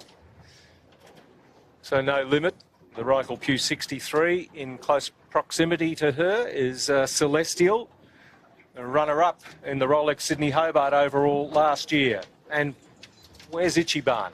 That's what they'll be saying. And Ichiban over back here. down the course. And I don't want to blow the Tassie trumpet, but Huntress is back towards Manly and level with No Limit and Celestial. So she's done very well. And Schutzbart, a couple Yeah. of smaller yachts have actually done quite well down that western channel, Sydney Harbour. We're just going back to the leaders, guys, in the distance. So we've gone back through the fleet a little bit. We'll take you back up to the head of the race, and Sorry, I'll just do it. we're probably not too far away from signing off from Sydney Harbour here. The race to the heads is nearly won, and who do you reckon's there at the moment, Rob Brown? It looks like Blackjack is ahead. They're both She's on the laying right through side head, of this picture. On the right side, and I'd say it's probably about 50 to 100 metres between the two. So I think we could possibly say that Blackjack is the first to clear the heads. So they've got the best part of, well, what's the length of the harbour, Rob? She's all up 384 nautical miles. 5 miles. So they've got about 380 to go. Yeah. So they've covered the first 5 miles in an hour and a quarter, and there's a long day or two's racing coming up for them. And the tactics tonight are going to be very interesting. It might well decide it. I spoke to Adrian Carlin off Hamilton Island Wild Oats, and they said that the current's quite strong off the coast. The breeze is going to be light, so she's envisaging that they'll be hugging the coast as close as possible during the night. So people watching this along the coast, you'll get a view of the yachts this evening? Yes. And the westerly will come back in, and they'll be reaching through the night up the coast. And then when the sun comes out again, we go through what we're experiencing here today, the transition from the land breeze back to the sea breeze. So it's a... Well, I think Andrew Comanche knew that they were in for the long haul when they saw the forecast, so they're probably not that surprised to be where they are right now. This isn't worrying Andu very much. They're still in contact. You know, Andu is such a fast yacht that they are really, they're probably pleased at where they are now. They'd like to be obviously a lot closer, but if they're just about to get into clear breeze, and they're close enough to gobble up that lead pretty quickly. Is that Moneypenny closer to South Head? They've done very well here. That's Sean Langman. So Sean Langman in his own race, the managing director of Noakes. We might try and go in and have a bit of look at how they're going. They've passed that big pointy rock, have they, Rob?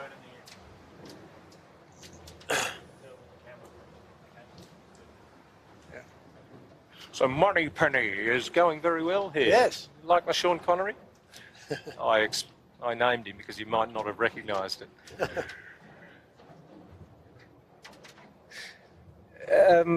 He said a little bit of science in what he brings to yacht racing, Sean Langman. I remember he was talking about using like a kite board sail that is let free from the yacht to propel it through the water.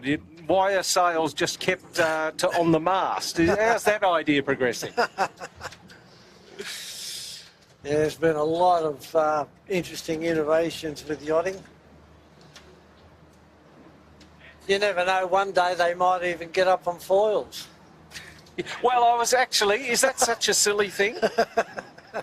Because we're all seeing foiled craft on the waterways now that we wouldn't have even dreamt of 5 years ago. You know, if you look back, 30 years at the America's Cup and think that you got, 70, 80 foot boats doing 50 knots, you'd think they were crazy, but amazing machinery and science and technology being applied in all areas. Well, that man is up the mast on Comanche. Yes. And looks like that you're just looking at the top of the screen, you can see Blackjack has now eased their sheets. They're actually heading towards Manly on the ocean side, closely followed by Hamilton Island Wild Oats. And maybe Moneypenny. Moneypenny, if they get this breeze, could easily be number 3 out the heads. Well, looking forward to his competition. Sean Langman said it was No Limit and Whisper, and he's probably just shading both those. He says the idea is to smack them if we can.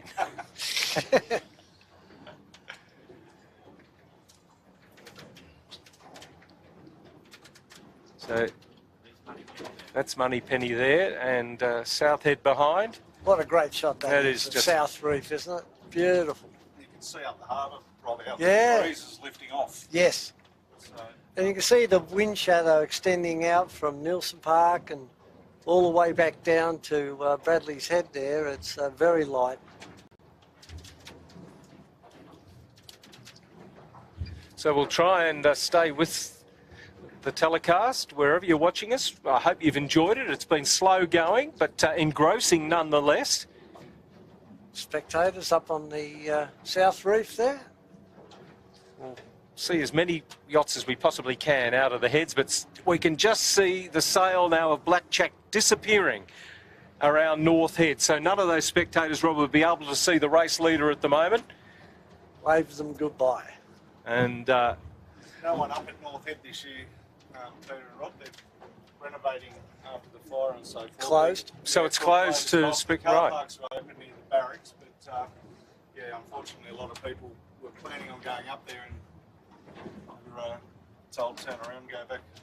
When it opens up again, I'd recommend it to any visitors to Sydney, because you go up there and you're in the bush and you would not know that the biggest city in the country is 5 nautical miles back up the harbour. It feels like you're in a wilderness up there with all the banksias and the wonderful sandstone escarpments and boulders and the wildlife. It's fantastic that something like that is right on the doorstep of this incredible city. It was pretty good when you think about it, when they developed Sydney, that they kept these areas of national parks, you know, uninhabited, and it really does make Sydney stand out. That we've got so much parkland around and not developed. It's just the centre of the universe, as they say.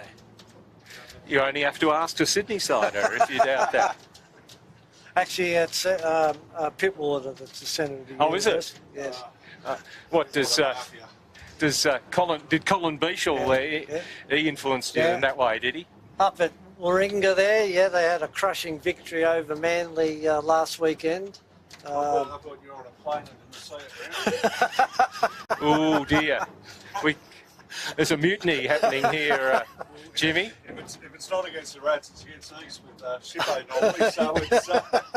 So it's someone's got to always be the loser in everything. So it's all good. At least the Marlins make the finals. Yes, yeah, no, it's always good competition. You're speaking a total foreign language to me, I'm afraid. Rugby union. No, it's not. The Marlins. The Marlins. Who the hell are they? The Manly Marlins. How long have they been called the Marlins? Forever? Really? Not forever. They used to be the Blues. Blues, that's right. Yes, that's right. I didn't. Yeah. They rebranded. Rebranded. Anyway, back to the As yachts rebrand all the time. So Andu, you might never have heard of that. I believe it's an online homewares appliances company. Yeah. So that big sale is great advertising. And they've charted one of the fastest monohulls in history. The fastest. I believe they've got a 2-year charter, and they intend doing a fair bit of racing both here in Australia and New Zealand, and if they get time they're going to chase a few world records in doing that. Apparently John Winning Jr. has set up Andu in New Zealand as well, so they're going to do their marketing in both countries, and you know, great exposure for a company, getting all this branding and awareness across the yachting fraternity, and he's done a marvellous job on Winning's appliances. Appliances online. Still got the Winning appliances. Yes. And they've got a raft of companies, but the setup there in the Winning group is quite professional. Even to the point with the Andu Comanche, where they've got Ian Murray as their sailing master. He's not sailing with them today. He's got sail GP duties. Yeah, in Portugal. Yeah. They got a bit of extra weather knowledge on board too. I believe Channel 7 weatherman James Tobin is sailing up to the Gold Coast on Andu Comanche. What a pretty cool experience for him. You can just look at this aerial shot of Andu, you can just see how wide that boat is. It's just unbelievable how big it is. It's like an aircraft carrier. Yeah. So Moneypenny though, shading up. Yeah, so... And she's heading off with the stern of Hamilton Nile and Wild Oats in the distance there. It's interesting just looking at the angle of Wild Oats out to sea, they're actually not paralleling the coast. They're quite high with this angle of the breeze. So that's going to become even more trickier as the day goes on because they're going out into stronger current. And they don't. You want to get back on the beach for the night time. And how do you get back in? Well, if you jibe, you come back to where you came from. So these are the decisions that Adrian Cahalan is throwing around in her head right now. Yeah. And the conversation will go around the management group on board, the skipper, the navigator, the tactician. They'll be looking at all the weather models. They've got a heap of electronics on board to confuse you. Sometimes in these sort of races, it's really just get your head out of the boat, look at what you've got and sail with it. But trying to anticipate what's going to be ahead in 5-6 hours, that's the big key to being successful in this race. And once you get away from the major like cities like Sydney and Newcastle and things like that, the weather that you receive is very sparse because it's not as intense as like where you've got a major city with an airport and so forth where they're running all this stuff. So you're a little bit more in the dark there. Yeah. To a degree. Yeah, the models are pretty good. They, they don't just use one model. They refer to 3 or 4 weather models, and when you get 1 or 2 or 3 lining up, that's the one that they'll use to be the most predicted weather for the next period of time. Then you can get bucko call you and confuse you completely with the six model. Now, what's Moneypenny looking at here? They'll be going to a no limit, sorry. Going to it looks like a code 0. So they believe that they're laying through the heads. That means they won't have to tack. So they're going for a larger, more powerful sail, which is a code 0 on a furler. And once they get that out on the end of the prodder or the bowsprit, they'll tension it. At the upper end of top of the mast, it goes into a halyard lock. And once they tension that up, they'll deploy the sail and then they'll furl the... so is it the furl or is there a problem with it here? They're just probably making sure it gets into the lock, and then you can see a 2-to-1 at the bottom of the furler, and they'll tension that from back inside the boat. Once they have that, you can see it getting tighter now. And the Sydney to Hobart record holder for amount of Hobart's Tony Ellis is on board No Limit. Yes. Well, he's done over 54, 55 Hobarts. Unbelievable. And he'd be proud of how old he is. I seen him last night and said, happy birthday. I don't know when his birthday is. I said, I don't know when you're going to get to north. I did my first ocean race, or high-profile ocean race, the Sydney to Brisbane race on the original Apollo, and Ace was our principal helmsman and most experienced on board, with Warwick Brooklyn and Peter Gardner, all the legends from the skiffies back then. So I'm just wondering whether we can see... I can see Sue Crafter back there, just... Yeah, Sue Crafer. Crafer, is it? Yeah. Just get around to the other side, be able to have a look at your face. Yeah.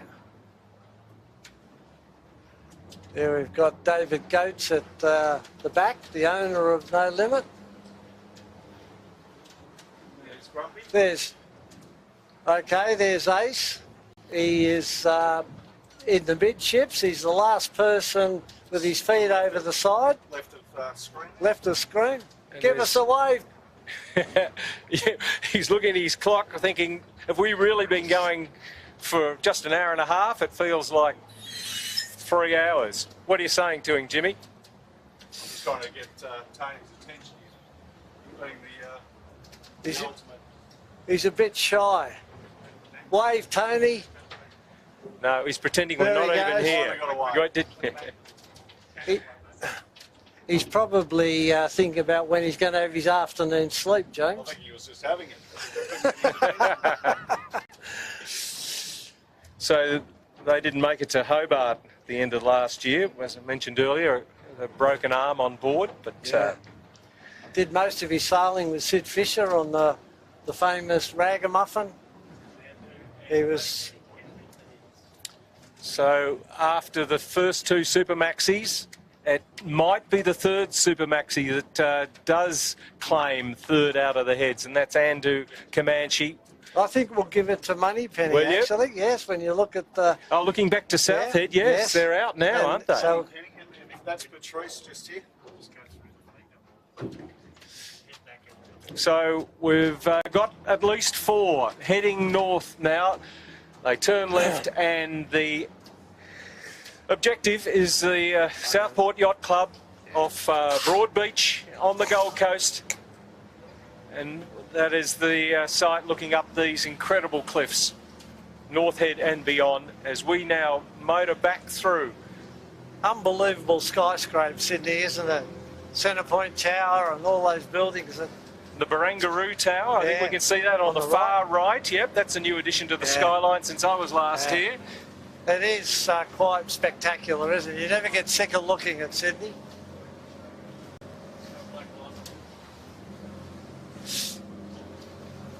It's an interesting... Celestial, we're just passing her now. Looking to take handicap honours in this race. As we she'll probably be about the fifth or so yacht out of the heads, and seems to have won that early battle with Ichiban. A little bit surprised about Ichiban. I thought they might have been a little bit more in contact with the other TP52s. But it just shows you how tricky it is in the harbour, James. You know, like... It's incredible. Like as you said, Ichiban sort of the benchmark in the TP52. Yeah. Class, all the right people on board. Sometimes luck just doesn't go your way. Matty Allen's probably saying, well, if I was there, we would have been further out up near the front. Yeah, maybe on par these ones. But no, they, like I've obviously been involved in yachting for a while, and you always watch Ichiban. They push very hard at night compared to a lot of the other 52s that sort of go into a bit of a protection mode. Yes. Especially in this race, because you've got, as you alluded to earlier, you've got a lot of whales out there. Yes.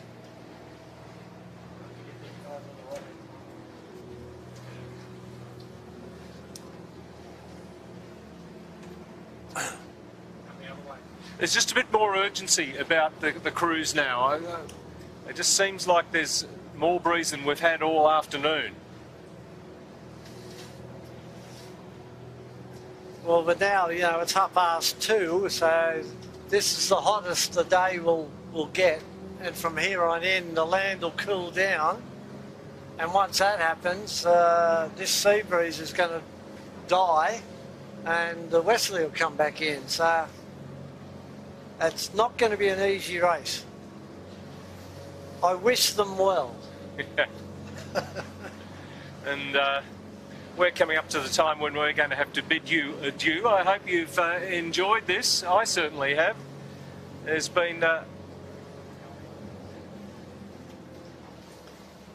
not the normal duel between the Super Maxis we see down Sydney Harbour, but there's nothing wrong with that. No.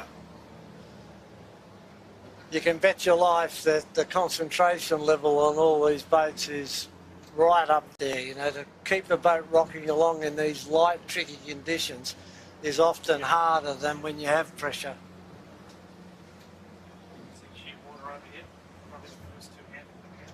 Wild thing in the foreground here, and probably way back looking towards Manly, we might be seeing one of the first two-handers. Yes, so early lead to Shearwater.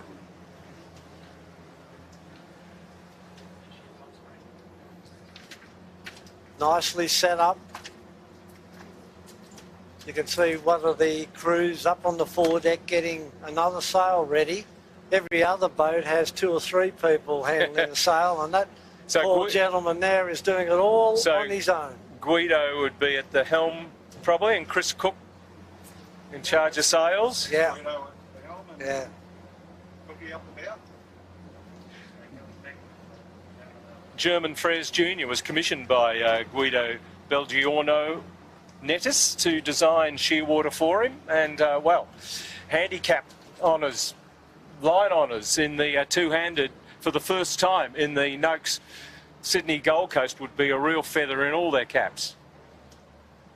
Yeah, a lot of that boat and the intricacy of it and how it's all set up come from his old personal yacht, which was Satori.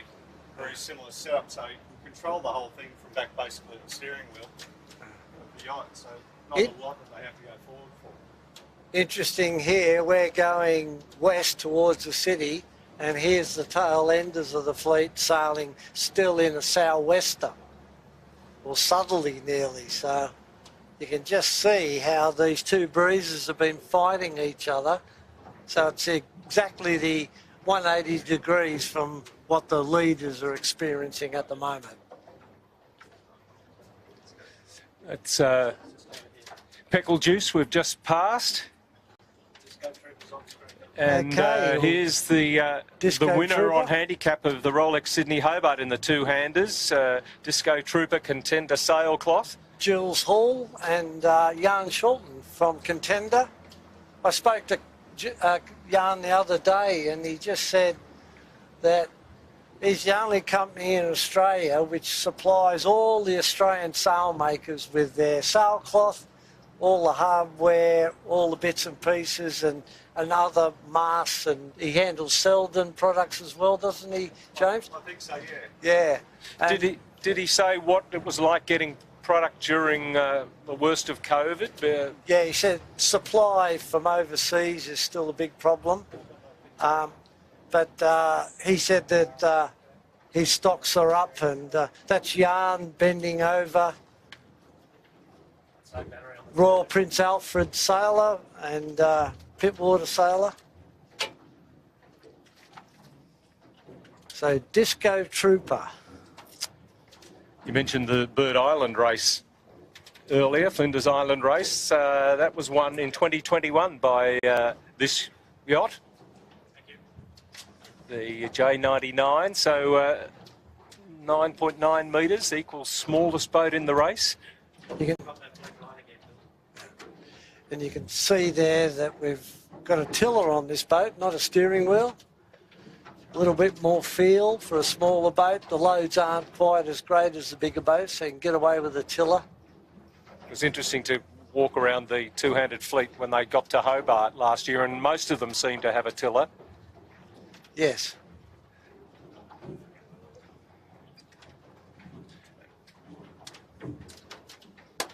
And you can just see the massive ropes running back and forth up and down the boat. They're all attached to sails, and they're all there to control the sails once they're up. All the different sail combinations for the different sailing angles they do. Cinquante just to the starboard of Disco Trooper.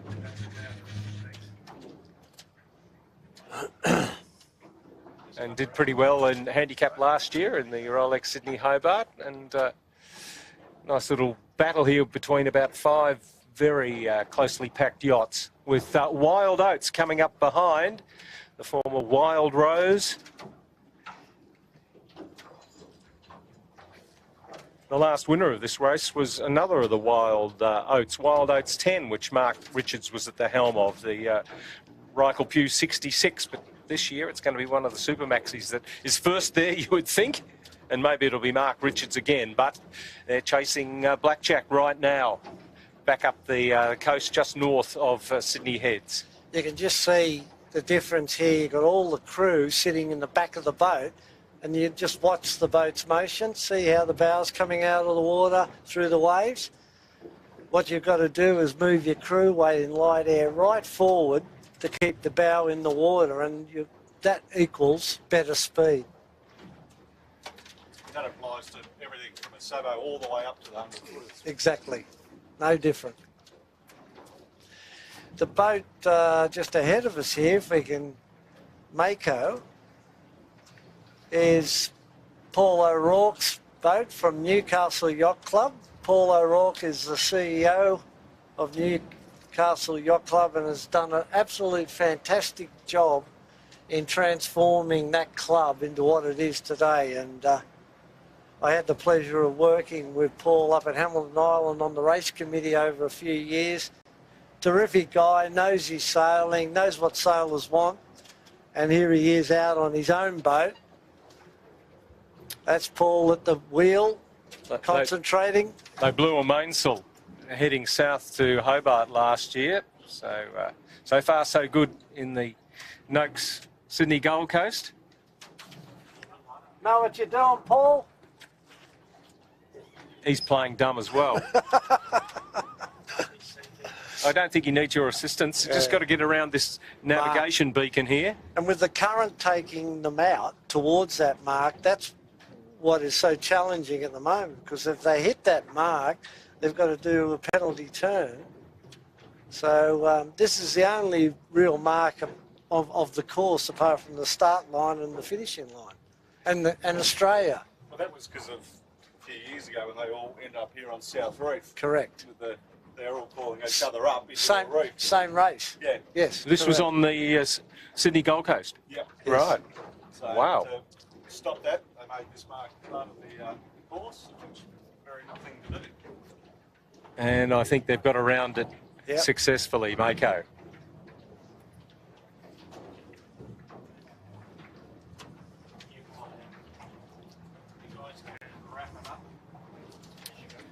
Well, we've just about gone right back through the fleet of 61, and well, no collisions on the harbour. Everybody's still up and sailing, perhaps not as fast as they'd like, but let's cross our fingers that they can find some ground as they head north today. As we start to head back to the Cruising Yacht Club of Australia, we bid adieu to all our sailors out on the water, and we hope you've enjoyed the coverage. I've certainly enjoyed helping bring it to you with Rob Brown, James Burry, all the crew from Sail Media. It's been a delight to be out here on Sydney Harbour on the Cat today, and with the drones, the crew have worked so hard to get you in and feel like you're an ocean racer. So thank you, everybody. You can keep in touch on the various social media channels with how the race is going, and don't forget that this is the first race in the Audi Centre Sydney Blue Water point score, and the racing will go right up until the Rolex Sydney Hobart on the 26th of December, Boxing Day, back here on Sydney Harbour. We hope you can join us there. Yeah. And also, Pete, just before we go, you can follow all the boats in this race on the CYCA Yacht Tracker. That's a fantastic site that you can go to. I reckon people might have had a couple of screens going today, Rob, and they'll be following the tracker as well as listening to us. So I hope the tracker didn't contradict us. Sometimes those transponders don't work properly, do they? Yeah. It's been a pleasure, Peter. Well it's done. been great, Rob. Thank you very much. Thanks everybody. Yep. It's been great. Thanks for keeping us safe, Jimmy. It's been almost as good as being on a yacht. So thanks, everybody. Hope you can join us again shortly. Goodbye from Sydney Harbour.